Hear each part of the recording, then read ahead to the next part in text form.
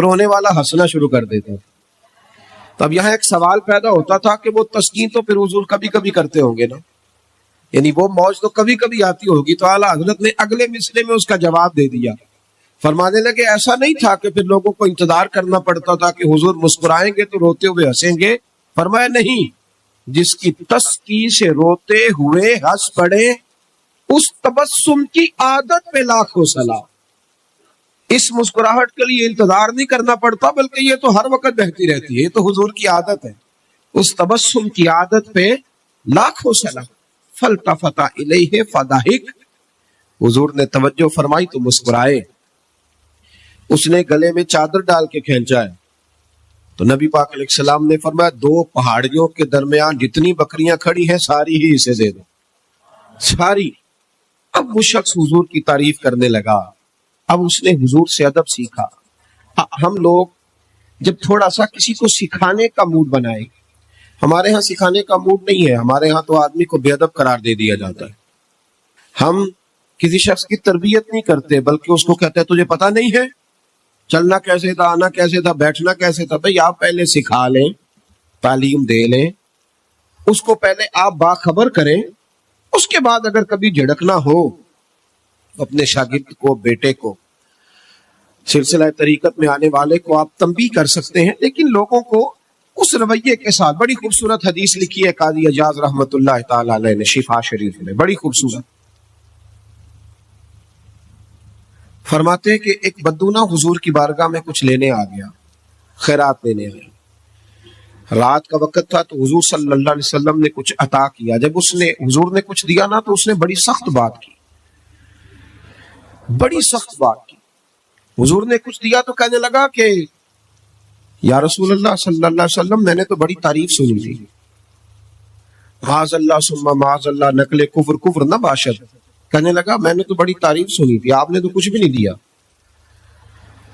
حالانکہ حضور تو جس کو ایک قطرہ عطا کرے اس کی تو نسلوں کی بھوک بھی ختم ہو جاتی ہے. لیکن دیہاتی تھا نا, ان پڑھ ہے, ابھی بدو ہے, آداب نہیں جانتا. میں نے تو بڑی تعریف سنی تھی, تو یہ آپ کیا دے رہے ہیں, یہ آپ نے کیا کیا. حضرت عمر فاروق رضی اللہ تعالیٰ عنہ موجود تھے تو جناب عمر نے تلوار پر ہاتھ رکھا, اس بے ادب کو قتل کریں گے. حضور نے فرمایا عمر ٹھہر جا, جلدی نہ کر.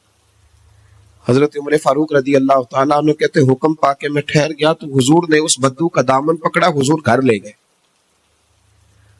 گھر لے جا کے حضور نے اسے کچھ اور دیا. فرمایا آپ کیا خیال ہے, کہنے لگا تھوڑا اور مل جائے تو اچھا ہے. حضور نے تھوڑا اور دیا, پھر اور دیا, پھر اور دیا. اب تنگی یہ داماں پہ نہ جا, اور بھی کچھ مانگ. جب حضور نے بڑا نوازا نا, کہنے لگا یا رسول اللہ بس کریں, اب تو مجھ سے اٹھایا بھی نہیں جائے گا, اب نہیں اٹھایا جا. اور ایک روایت یوں بھی ہے کہ وہ مسلمان بھی نہیں تھا. حضور اٹھایا نہیں جائے گا, بس کریں. حضور نے فرمایا اب تیرا میرے بارے میں کیا خیال ہے. تو عرض کرنے لگا یا رسول اللہ میں نے تیز آندھی, اتنی طوفان اتنا تیز چلتا نہیں دیکھا جتنی آپ کی سخاوت تیز چلتے ہوئے دیکھی ہے. حضور نے فرمایا مسجد میں تم نے میرے صحابہ کے سامنے جو کہا نا اس سے ان کے دل ٹوٹ گئے. یہ لفظ اگر تم مسجد میں جا کے بیان کرو گے نا تو ان کے دل جڑ جائیں گے. اب اس فکرے کو سمجھیے گا, جب اس نے کہا کہ حضور نے کم دیا تو دل ٹوٹے, دل ٹوٹے. یعنی محبوب امت کو یہ درس دے رہے ہیں کہ جب تم نے کہا نا نہیں دیتے تو امت کا دل ٹوٹتا ہے, اور جب تم کہتے ہو نا حضور بڑا دیتے ہیں تو دلوں میں خوشی داخل ہوتی ہے. کون دیتا ہے دینے کو منہ چاہیے, دینے والا ہے سچا ہمارا. نبی کریم صلی اللہ تعالی علیہ وسلم اسے مسجد میں لائے. خاص غور فرمائیے, مسجد میں لا کر کے حضور علیہ السلام نے فرمایا وہی بات کرو, اب کہو کیا کہتے ہو. تو انہوں نے صحابہ کے مجمع میں کہا کہ لوگوں میں نے آندھی اور طوفان کو اتنا تیز چلتے نہیں دیکھا جتنا حضور کی سخاوت کو تیز چلتے دیکھا ہے. صحابہ خوش ہو گئے. اب یہاں حضور نے ایک مثال بیان کی جو بڑی ہی میٹھی ہے اور میرے اور آپ کے لیے بڑی تسلی کا باعث ہے.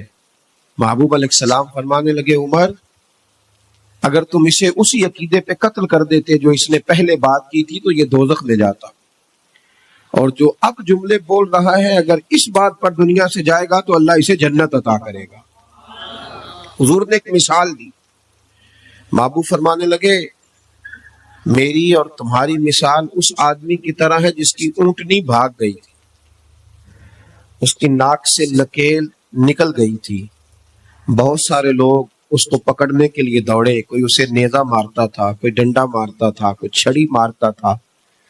اونٹنی کو جیسے جیسے لوگ پکڑنے کے لیے بھاگتے تھے وہ بدکتی تھی، آگے جاتی تھی، حتیٰ کہ وہ لہو لہان ہو گئی، تھک گئی، پریشان ہو گئی۔ محبوب فرمانے لگے پھر اچانک اس کا اپنا مالک آ گیا، اس اونٹنی کا اپنا مالک آیا اور لوگوں سے کہنے لگا پیچھے ہٹو، یہ تم نے میری اونٹنی کا کیا حال کیا۔ اس نے تھوڑا سا چارہ زمین سے اٹھایا اور جیسے ہی اونٹنی کو دکھایا وہ دوڑتی ہوئی آئی، دوڑتی ہوئی مالک کے پاس آئی۔ اس شخص نے اس کی پشت پر ہاتھ پھیرا بغیر کسی کی مدد کے، خاص غور کریں بات پر، خاص توجہ کریں، بغیر کسی کی مدد کے اونٹنی کی ناک میں نکیل ڈالی اور پھر لوگوں سے کہنے لگا تم نے بڑا ظلم کیا، میری اونٹنی کو تنگ کیا، اونٹنی میری ہے تو سنبھالنے کا طریقہ بھی مجھے ہی آتا ہے۔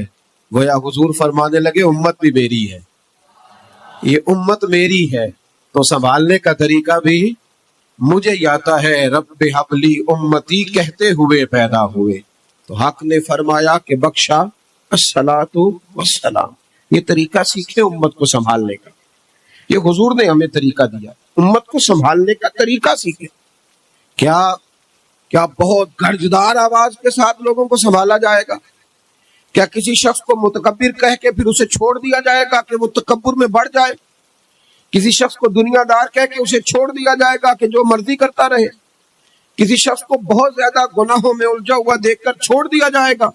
نہیں، حکمت کے ساتھ اس کا علاج کیا۔ دیکھیں نا حضور کی بارگاہ میں آ کے ایک شخص نے کہا تھا یا رسول اللہ صلی اللہ تعالی علیہ وآلہ وسلم، حضور میں کلمہ پڑھنا چاہتا ہوں، امام راضی اس حدیث کو لائیں، میں حضور کلمہ پڑھنا چاہتا ہوں لیکن میری کچھ بری عادات ہے جو مجھ سے چھوٹتی نہیں۔ تو حضور نے فرمایا کون کون سی؟ ہم لوگوں نے تو لوگوں کو کاٹ دیا لوگوں کو، اوہ یہ نشہ کرتا ہے، رشتہ دار ہو کے بھی ہمارا کوئی تعلق نہیں، اسے اٹھاؤ کسی ہاسپٹل میں لے جاؤ تاکہ بیچارہ دوبارہ سے دنیا میں آ جائے۔ کسی سے غلطی ہو جاتی ہے تو لوگ اسے کاٹ ڈالتے، بلکہ اس طرح کرتے ہیں کہ معاشرے سے کاٹ دیا جاتا ہے۔ جب آپ پیار کریں گے، ان لوگوں کو واپس لائیں، یہ پھر سے سوسائٹی کا حصہ بنیں گے۔ امام راضی کہتے ہیں کہ اس شخص نے آ کے عرض کی یا رسول اللہ صلی اللہ علیہ وسلم، میرے اندر کچھ بری عادات ہیں جو میں چھوڑ نہیں سکتا، تو ان کے ہوتے ہوئے میں کیسے کلمہ پڑھوں؟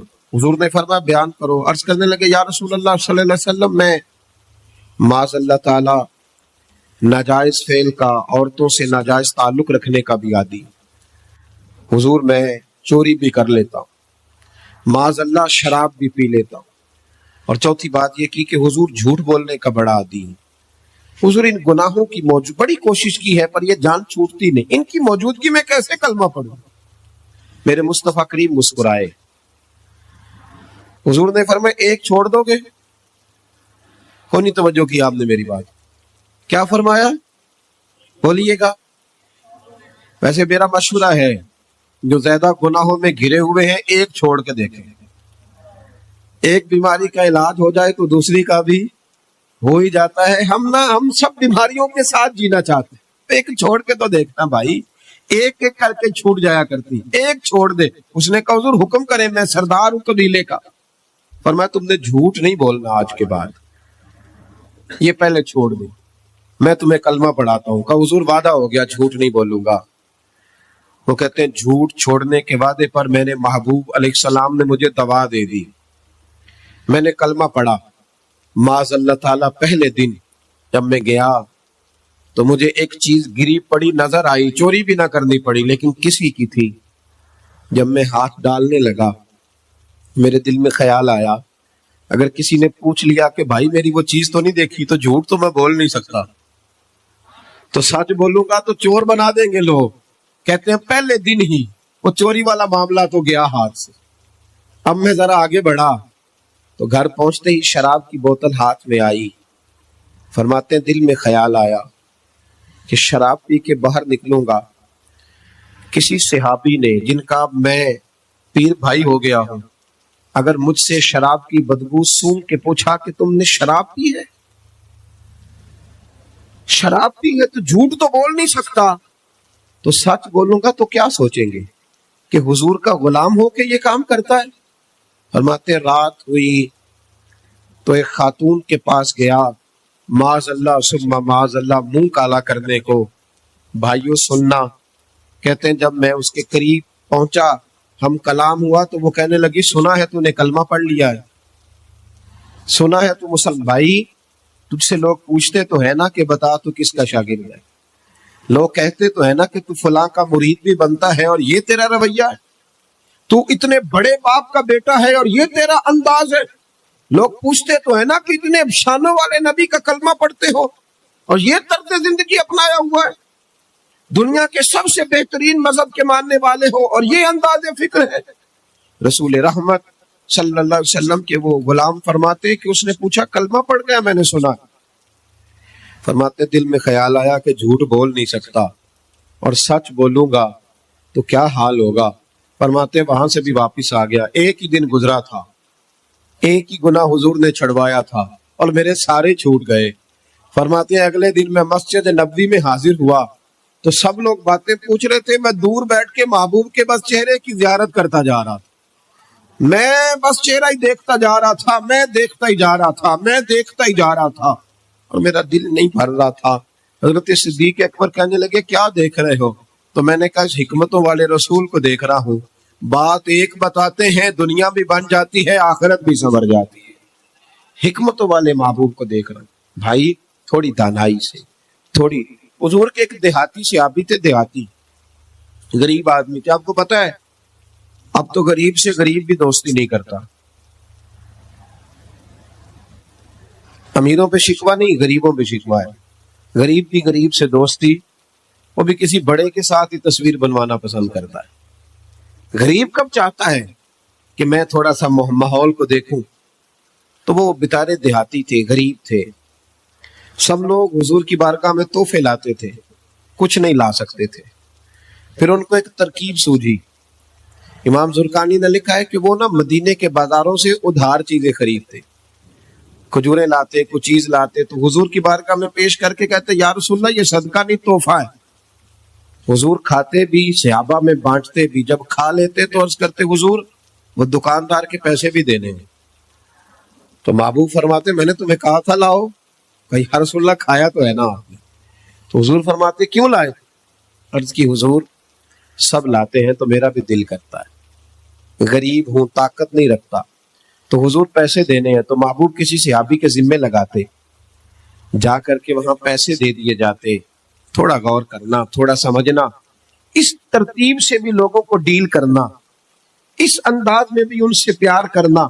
ایک صحابی تھے، بات کو سمیٹتا ہوں، ایک صحابی تھے حضرت عبداللہ مزنی رضی اللہ تعالیٰ، قبیلہ مزن کے رہنے والے۔ داستان ان کی یہ تھی کہ ابھی بچپن تھا کہ ان کے ابا کا انتقال ہو گیا، بوڑھی اماں نے پالا تھا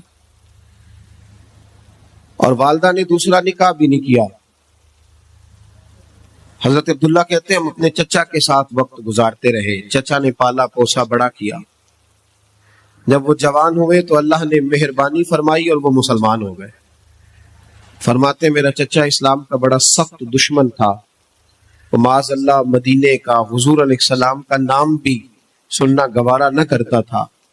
فرماتے شدید تکلیف تھی اور میں تھا کہ میرا روز مدینے جانے کو دل کرتا تھا، حضور کے قریب جانے کو دل کرتا۔ میری اماں، میری والدہ میرے حال سے واقف تھی، میں اکثر جب گھر میں روتا تو میری اماں کہتی کہ بیٹا میں تیرا درد جانتی ہوں، لیکن تیرا چچا بڑا دشمن ہے اور اس نے ہی تجھے پالا پوسا ہے۔